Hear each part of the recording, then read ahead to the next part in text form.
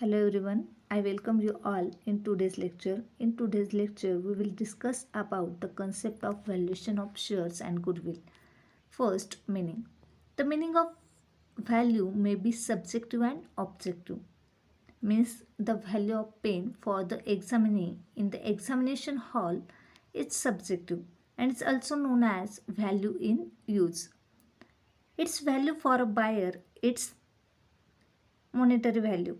For example, its price is objective called value in exchange. Value of share means the money value attached to the shares. Means 10 rupees, 5 rupees, 100 rupees. It may be the book value or the price at which it can be sold or purchased. Market value which may be more or less than the value. Next, need or purpose of valuation of shares. First purpose of valuation of share is amalgamation in nature of purchase, where two or more companies doing similar business and go into liquidation and new company is formed to take over their business. It is also known as amalgamation. In such a case, purchase consideration may be paid in the form of shares, and for that valuation of shares there is necessary of valuation of shares. Next, on the internal reconstruction of the company, where a company is reconstructed under section 494 of the act. In such a case, to determine the amount payable to shareholders, there is necessary of valuation of shares. Next, on conversion of shares, where share of one class to be converted into share of another class.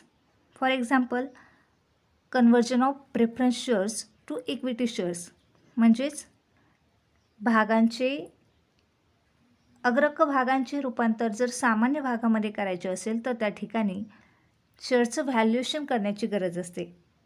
On appraisal of the shares by the shareholders, when the shares are not quoted in the stock exchange, the value of such shares has to be ascertained and there is need of valuation of shares. Next purpose of valuation of share is for taking loan on share security, where loans are raised on the security of share of a company for security purposes. The shares are to be valued. म्हणजेच भागांच्या तारणावरती जर काही loan घ्यायचं असेल तर त्या ठिकाणी शेअरचं valuation करण्याची गरज असते. And last is for the valuation of the asset of a finance or an investment trust company. The valuation of shares are made by such companies to find the correct value of his asset for declaring the net asset value. म्हणजे जे काही asset असेल त्याची व्हॅल्यूचं calculation करण्यासाठी त्या ठिकाणी शेअर्सचं देखील valuation हे करावं लागतं.